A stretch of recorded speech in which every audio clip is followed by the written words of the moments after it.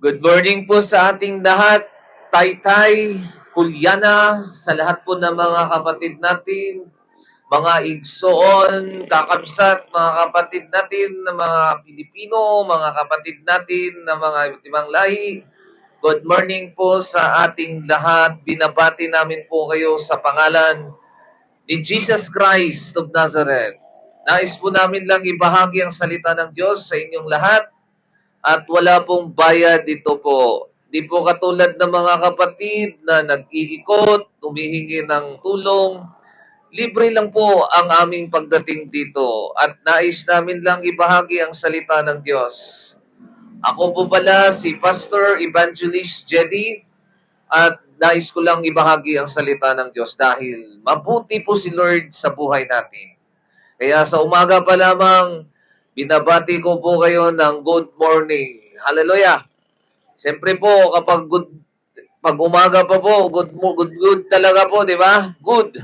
Kasi may iba, andun na sa ospital, nagkasakit na, tinagalan na ang kanilang buhay. Pero sa umaga, gumising po tayo ng may kalakasan at bagong hininga na naman ulit. Kaya, siyempre po sa umaga ay good morning. Hallelujah.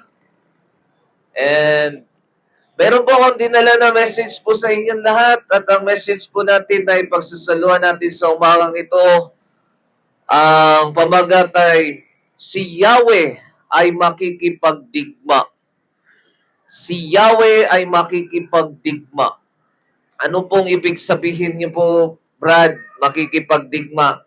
Alam niyo po mga kapatid, ang Diyos po ay panibughuing Diyos. Ang Diyos natin ay panibughuing Diyos. Dapat siya lamang ang sambahin. Wala nang ibang dapat sambahin. Hindi mga Diyos-Diyosan, hindi mga ribulto, hindi mga kahoy, mga simento na gawa ng kamay ng tao, kundi si Yahweh lamang, si Jesus Christ, ang anak ng Diyos. Kapatid, baka siguro nagtataka, Mas Brad, naninira ka ba sa amin, Brad? Nagpaparinig ka ba sa amin? Kapatid, ito po ay nasusulat sa aklat ng Biblia. At hindi po ito imbento lamang. Ganito po ang nasusulat. Basahin po natin. At ito po ay sinulat ng Diyos mismo. Siya mismo ang nagsalita. Kaya ating buksan ang kanyang banal na salita. Yes, Lord. Buksan po natin ang kanyang banal na salita. Siguro nagtataka ka, Brad, yung ginahawak-hawak mo na Bible, Brad, tao lang gumawa niyan. Tao lang sumulat niyan. Alam niyo mga kapatid, ito po ay sinulat ng Diyos. Ito po ang sinulat ng Diyos noong si Moises, siya po ay inutusan ng Diyos na pumunta doon sa Mount Sinai. Sabi ng Diyos, pumunta ka sa Mount Sinai, mag-ayuno ng 40 days at 40 nights dahil bibigyan kita ng 10 utos at mismo ang Diyos ang sumulat sa kanyang mga kamay. Ganito po ang nasusulat. Ang lahat ng ito'y sinabi ng Diyos. Tingnan mo hindi tao ang nagsabi. Ako si Yahweh. Ibig sabihin po, may pangalan ng Diyos. Ako si Yahweh. Ang iyong Diyos na naglabas sa iyo sa Ehipto at nagpalaya sa iyo mula sa pagkaalipin. Huwag kang sasamba sa ibang Diyos maliban sa akin. Sa madaling salita, wala na pong ibang Diyos maliban lamang kay Yahweh. Verse 4, huwag kang gagawa ng imahin ng anumang nilalang sa langit na nasa lupa o nasa tubig upang sambahin. Ang sabi ng Diyos sa kanyang 10 utos, huwag kang gagawa ng imahin anumang nilalang na nasa langit, na nasa lupa o nasa tubig upang sambahin. Huwag mo silang yuyukuran ni sasambahin sapagkat akong si Yahweh, ang inyong Diyos na mapanibughuing Diyos. Ang kasalanan sa mga magulang ay sisingilin ko sa kanilang mga anak hanggang sa 3 at 4 na salinlahi. Ngunit ipinadarama ko ang aking pag-ibig sa libu-libong salinlahi ng mga umiibig sa akin at tumutupad sa aking mga kautusan. Kapatid, Wala na pong ibang Diyos maliban lamang kay Yahweh. Hindi po siya papayag kung may ibang Diyos. Kaya sabi ng Diyos, siya lamang ang dapat sambahin. Wala nang iba. Kaya kapatid, ito po ang binasa ko upang sabihin sa inyo na ang Diyos mismo nagsabi, si Yahweh, hindi po tao. At ito ay 10 utos na sinabi ng Diyos. Wala nang ibang Diyos maliban kay Yahweh. Yan ang sinabi ng Panginoon sa atin. Kaya siya po ay makikipagdigma sa mga Diyos-Diyosan kasi siya po ang tunay na Diyos. Kung may sasakyan po at kung ang iyong anak ay humingi ng sasakyan pa, humingi ako ng sasakyan, bigyan mo ako ng sasakyan, bibigyan mo ba siya ng totoong sasakyan? Yan ay sabi ng iyong ama ay makakadisgrasya ka niyan, nasasaktan ka pag imamaneho, bata ka pa, kaya bibigyan siya ng laruan. Sa madaling salita, yung laruan hindi totoong sasakyan. Ganon din po kapatid, ang Diyos ay totoo at meron ding mga hindi totoong Diyos. Ang tawag diyan, Diyos-Diyosan. At ang sabi ng Diyos kapatid, wala nang ibang Diyos maliban kay Yahweh. Siya lamang ang Panginoon. Kaya kapatid, na nakikipagdigma ang Diyos sa Diyos-Diyosan. Sabi ng Diyos sa Isaiah 42 verse 8. Isaiah 42 verse 8. Sabi niya, kapatid, Isaiah 42 verse 8, ako si Yahweh, yan ang aking pangalan. May pangalan ng Diyos, kapatid. Ako si Yahweh, yan ang aking pangalan. Walang makakaangkin ng aking karangalan. Ang papuri sa akin, hindi sa Diyos-Diyosan.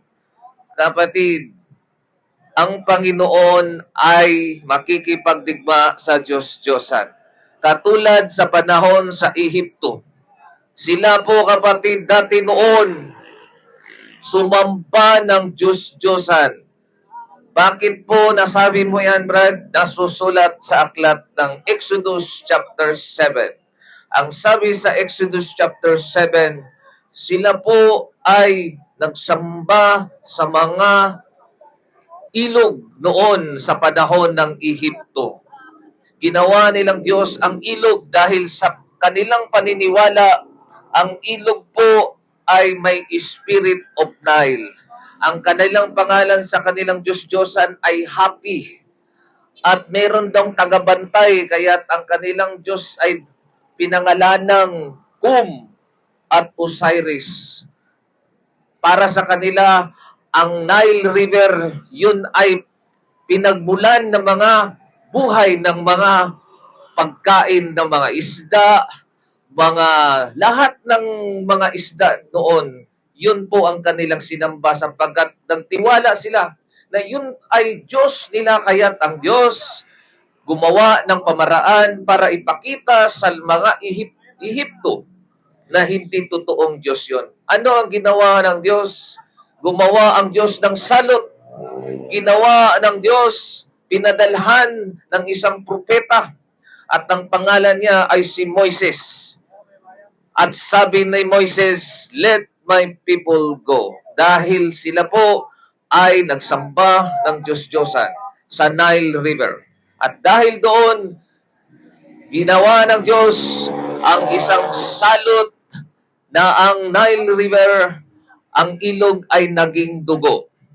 Yun po ay pinakita ng Diyos na wala ng ibang Diyos maliban kay Yahweh. Gumawa ang pamaraan ang mga Ehipto para ipakita na yan ay salamang ka lamang. Pero ito ay hindi totoo, hindi nila kinaya, yun ay kamay ng Diyos. Pinatay lahat ng mga nilalang na nasa tubig dahil pinakita ng Diyos na siya ang pinagmulan ng buhay. Hindi pa rin sila tumigil sa pagsamba ng Diyos-Diyosan at dahil para sa kanilang paniniwala ay palaka ang kanilang Diyos.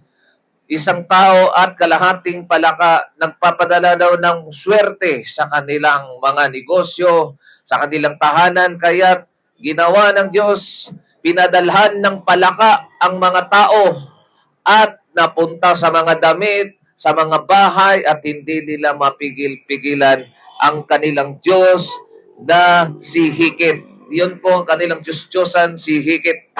At dahil nga hindi nila mapigilan ang paggawa ng mga palaka, ipinakita ng Diyos na wala ng ibang Panginoon maliban sa Kanya na gumawa at magbigay ng maraming mga hayop. At pangatlong ginawa ng Diyos kasi gumawa pa rin ng tao ng sariling Diyos-Diyosan nila.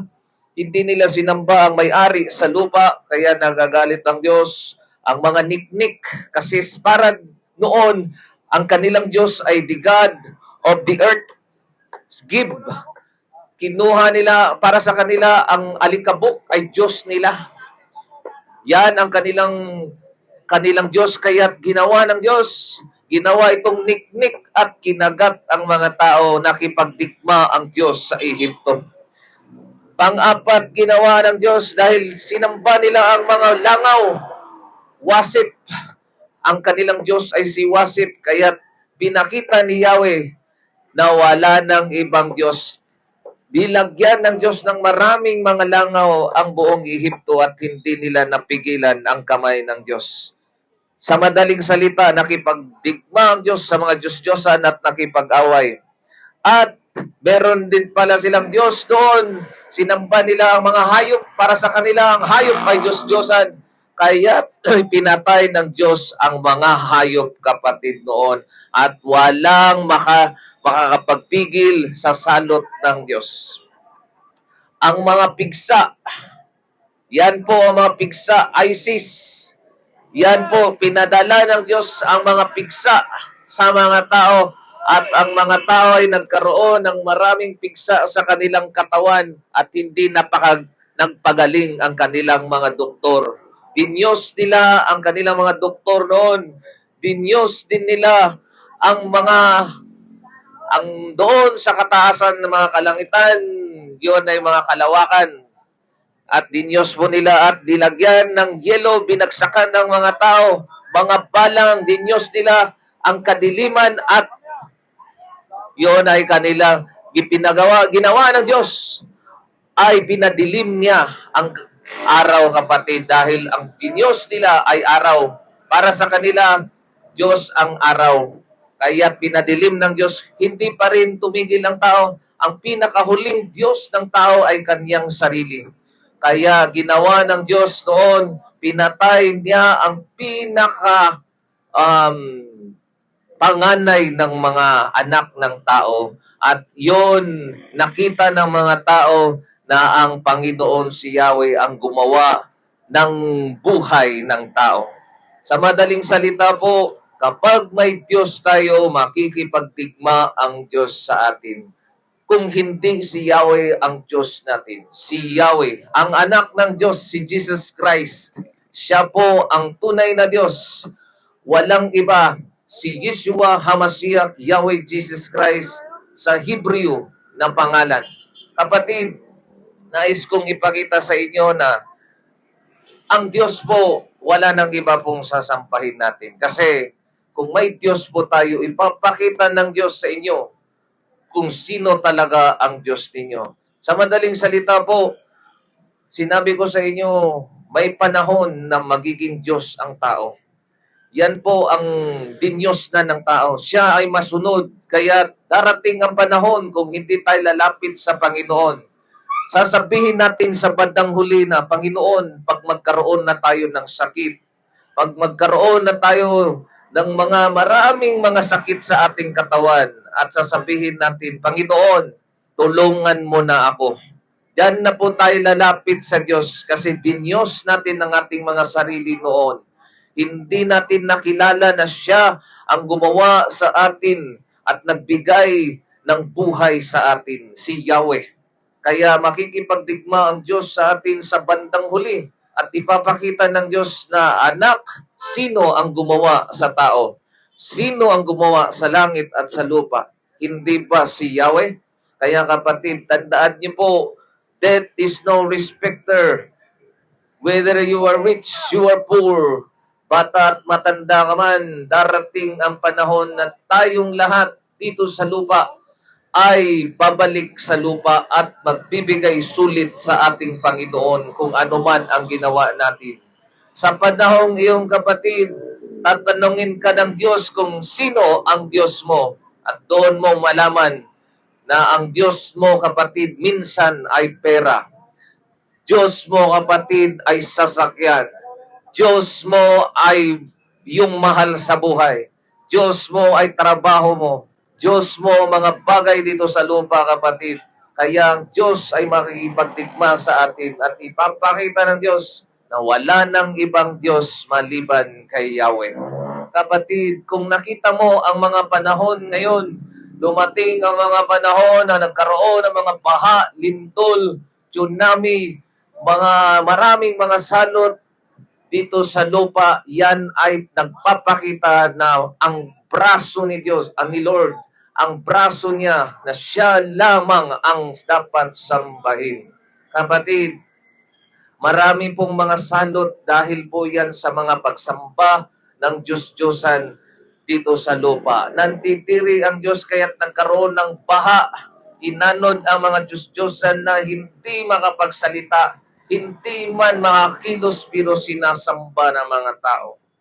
Kapatid, basahin po natin sa Zechariah 14 verse 13. Ganito po ang nasusulat.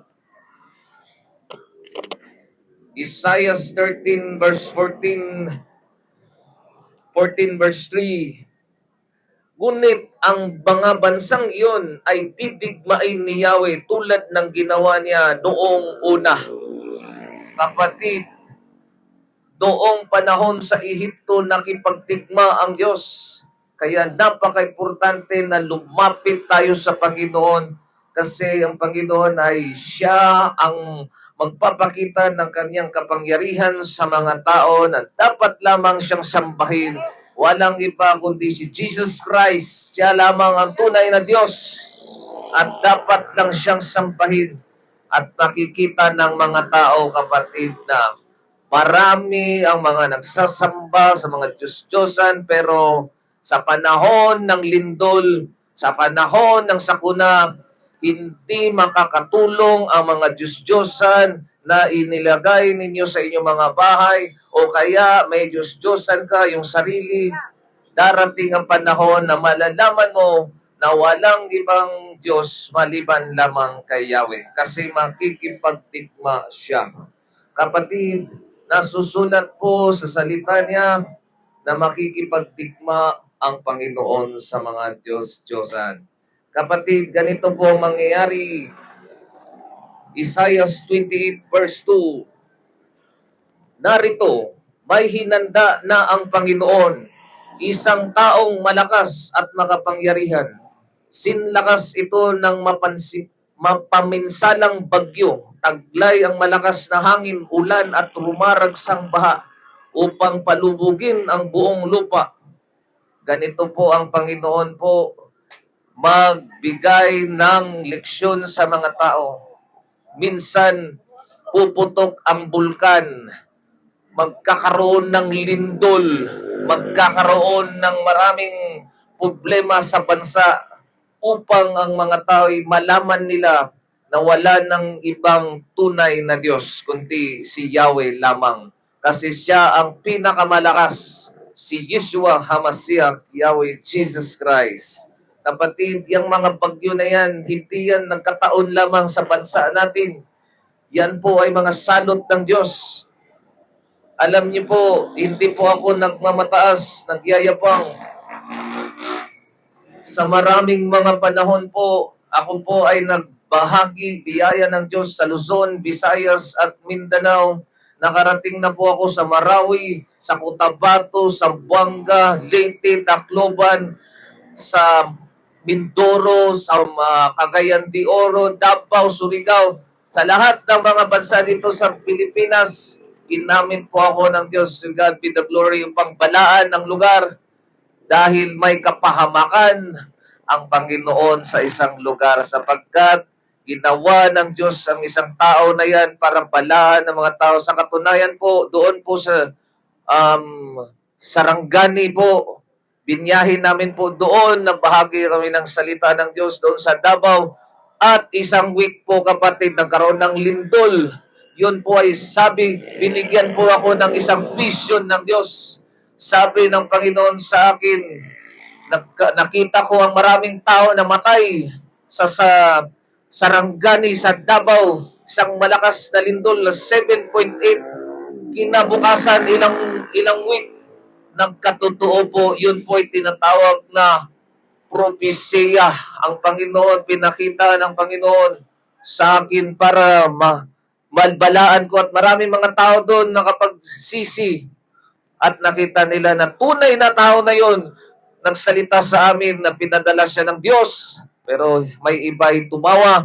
Akala nila ay nagbibiro lamang ako, pero yun pala ay isang hukom na ng Diyos sa bansa nila, kapatid. Sa Surigao, ganoon din po, kapatid. Nagbahagi ako, habang nagbabahagi ako, nagkaroon ng lindol. At dito naman sa Metro Manila, nagkaroon ako ng vision na may malakas na lindol na darating dito sa inyong lugar. Kaya napaka-importante na manumbalik tayo sa Diyos. Hindi ko kayo tinatakot po, kapatid. Ang nais ni Lord ay magsisi at manumbalik tayo sa kay Yahweh, kay Yeshua HaMashiach, Yahweh Jesus Christ. Ganito po nasusulat sa Jeremiah 23 verse 19. Jeremiah 3 verse 9. 23 verse 9, nasabi dito, ang puot ni Yahweh ay parang bagyong nangangalit, parang nag-alimpuyong ipu-ipo ng kanyang pabagsakin sa masama. Hindi maalis ang puot ni Yahweh hanggang hindi niya may sakatuparan at magaganap ang kanyang mahiwagang panukala sa mga huling araw, ay maunawaan ninyo ito. Pagdating ng panahon ng hukom, tsaka na lang ninyo maunawaan na may tao na pinadala ng Diyos dito upang magbahagi sa inyo na may salot na darating dahil si Yahweh ay makikipagdigma. Pero sabi ng Diyos, kung sino man ay manumbalik sa Kanya, papatawarin naman tayo ng Diyos. Alam niyo, sa panahon sa Sodom and Gomorrah, bago po sa lahat pala yan, nais ko lang kayong paunawaan. Dati noon si Abraham, sa mga panahon ni Abraham, wala pang nakakilala kay Yahweh. Wala pang nakakilala sa Diyos.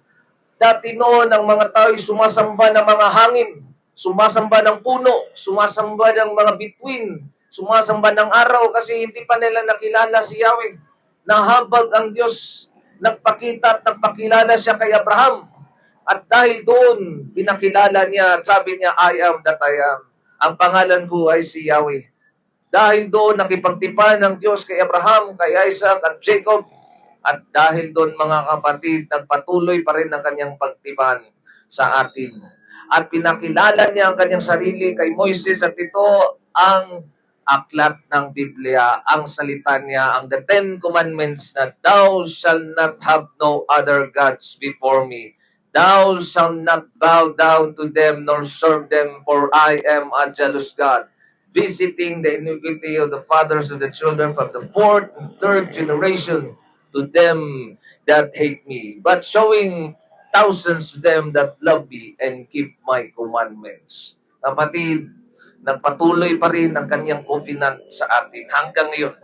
At alam niyo mga kapatid, dumating ang panahon ng pakilala ang Diyos sa atin.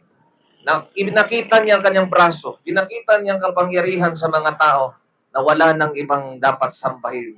Hindi maangkin ng ibang mga imahin o Diyos-Diyosan, hindi papayag ang Diyos kasi si Yahweh lamang ang kanyang pangalan.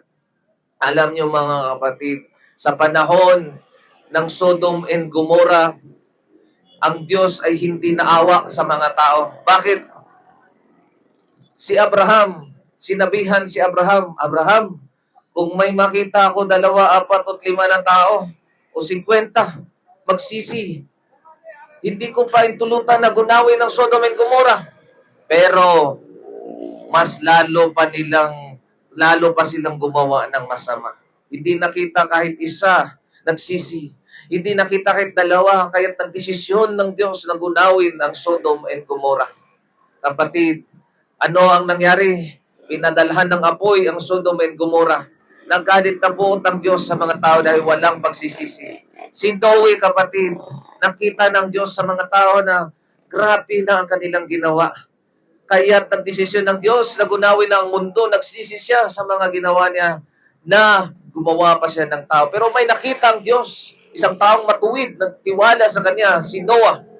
At dahil doon, kapatid, pinagawa si Noah ng arka. At ang lahat ng mga tao ay nagunaw dahil hindi naniwala kay Noe. Alam niyo mga kapatid, ganyan po ang Diyos magbabala po sa atin bago pa ang isang malakas na lindol sa inyong lugar sa Manila. At dumating din ang panahon, kapatid. Kasi ang Diyos po ay maawain. 2 Peter sabi ng Diyos, ang Diyos ay maawain, maibigin. Hindi niya kayang pahintulutan ng tao'y mamatay na hindi pa nagsisi. Kaya sa panahon ng Ninibe, kapatid, si Propeta Jonas, sinutusan ng Diyos na pumunta ka sa Ninibe. Ang sinabi niya po, kapatid, ay magsisi na po kayo sa inyong mga kasalanan. At dahil doon ang mga tao ay nabalaan, nagbago ang kanilang pamumuhay, nagsisi, nag-ayuno. At dahil doon, mga kapatid, ang puot ni Yahweh ay nabago. Naawa siya sa mga tao at kanyang pinatawad ang mga tao. Hindi niya tinuloy ang kanyang parusa sa Ninibe. Ganon din po sa mga tao dito sa Manila. Nais niya po kayong balaan upang manumbalik sa Diyos. Magbago at magsisi, iwasan ang kasalanan, iwasan ang mga kabisyo, sigarilyo, inuman, droga. Magbago at magsisi na kayo, manumbalik sa Diyos bago pa huli ang lahat. Hindi man kayo abutan ng mga salot dito sa lupa, pero pagdating ng panahon na kukunin ng iyong buhay, doon na ang tinatawag na pangalawang kamatayan, ang parusa ng Diyos, impyerno na hindi dapat ka doon mapunta. Na dapat sana'y doon ka sa kalangitan. Siguro, Lunes, hinanap ka ng Diyos. Sabi ng Diyos, anak, Lunes, magsisika, magbago ka na. 1 oras lang manalangin ka, kahit 5 minuto na lamang. Hindi mo pinakinggan ng boses ng Diyos. Ang ginawa mo, kapatid, nagtrabaho ka. Sabi ng Diyos, sa tanghali, anak, magnalangin ka. Kasi malapit ka ng ma-stroke, mamatay. May kidney failure ka na, dialysis ka na, mamamatay ka na, mananagot ka na sa akin. Mga kapatid, tinawanan mo pa rin yun. Gabi, sabi ng Diyos, gabi, matutulog ka na, anak. Manalangin ka na kahit 1 minuto na lamang. Hindi pa rin, tinawanan mo pa rin. Ay, matagal pa akong mamatay. Ganon din ginawa mo sa Tuesday, sa Wednesday, sa Thursday, sa Friday. Sabi ng Diyos, anak, sobrang busy mo na. Kahit 1 oras na lamang, magpapahinga ka sa araw ng linggo. Hindi mo pa rin ginawa yon. 1 oras na lang sana, kahit 1 minuto na lang makinig ka. Ngunit mas inuna mo pa ang Diyos mo na pera. Mas inuna mo pa ang Diyos mo na trabaho. Mas inuna mo pa ang Diyos mo na iyong tahanan. Construction, cellphone, Diyos mo yon. Kaya kapatid, dumating ang panahon. Sabi ng Diyos, anak, 80 ka na, 90 ka na, tapos na ang buhay mo at sasabihin mo na, Lord, Panginoon, patawad.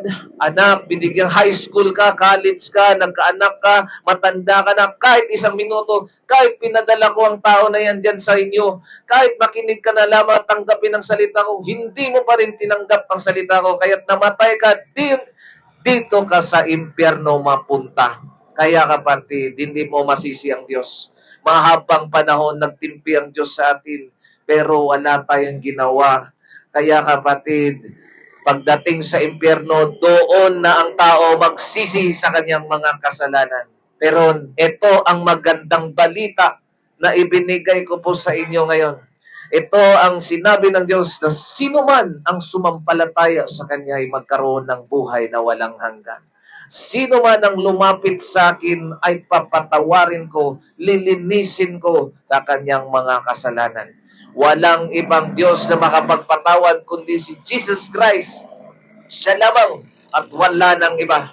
Kaya sa mga sandaling ito, iniimbitahan ko po kayo kahit isa lang, hindi nangangailangan ang Diyos ng 99. Ang kinakailangan ng Diyos ay isa lamang na magsisi at tumanggap sa kanyang salita. Ito na ang panahon para sa iyo. Baka maaari bukas ka na, next year ka na. Sa araw na to, kapatid, huwag mo nang sayangan ang oras na ito. Ito na ang kaligtasan. Kaligtasan na ikaw lamang ang hinihintay ng Diyos. Manalangin tayo. Pangako ko sa iyo, kung manalangin ka sa 1 minuto lamang, 2 minuto lamang at tanggapin mo ang Diyos. Kung naglalakad ka man, nagmamaneho ka man dyan, sige, ito mo saglit sa puso mo, nahiya ka man, sige, bigkasin mo lang sa puso at sa isip mo itong panalangin. Prayers to, ang tawag nito ay salvation prayers. Sabihin mo lang sa puso mo ngayon, Panginoon Jesus Christ, patawarin niyo po ako dahil nagkasala ako dahil sa aking pagsamba ng Diyos-Diyosan. Ginawa kong Diyos ang aking sarili. Maraming Diyos sa aking buhay kaya wala akong panahon sa iyo. Panginoon, naniniwala na po ako na ikaw lamang si Yahweh, Yeshua HaMashiach, Yahweh Jesus Christ, ang tunay na Diyos, ang makapangyarihan ng Diyos at wala nang iba. Panginoon, nais kong makilala ka, kaya't magpakilala ka sa iyong salita. Simula ngayon, Lord, baguhin niyo po ako. Tanggapin ko po kayo, Lord, bilang aking Diyos at tagapagligtas. At naniniwala po ako na kayo po ay namatay, nilibing at sa pangatlong araw na buhay muli. Panginoon, patawarin niyo po ako sa aking mga kasalanan.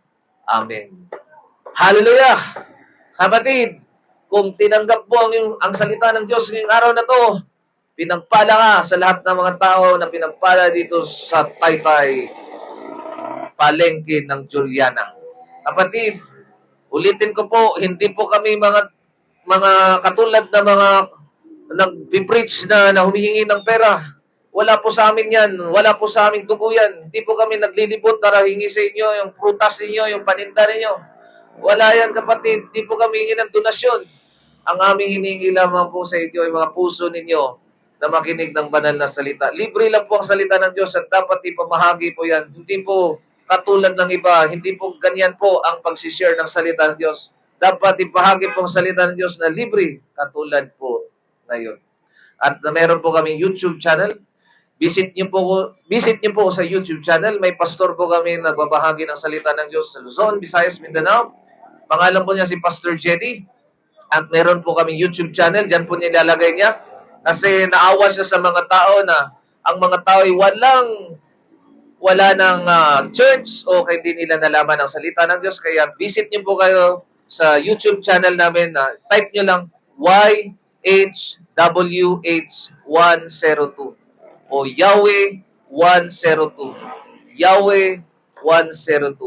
Doon po sa YouTube, kapatid, makilala niyo po ang pastor namin at magpatuloy kayo sa inyong pananampalataya. Magandang umaga po sa inyong lahat. God bless you po. At pwede po ba tayong manalangin? Panginoon, pagpalain niyo po ang mga taong nakinig. Patubuin niyo po sila, Lord, palaguin, lalo na sa kanilang mga paninda. Marami pong customer na bibili sa kanila at pagpalain niyo ang kanilang pamilya, bigyan niyo ang kalakasan, at ilayo sa disgrasya, sa aksidente, Panginoon, at lalo na po, makilala ka po nila. Maraming salamat po, Panginoon, at tinataas ko po ang lahat ng papuri, pasasalamat. God be the glory. Amen. Magandang umaga po sa atin lahat. Good morning. Maayong buntag sa atong tanan. Glory to God. Amen.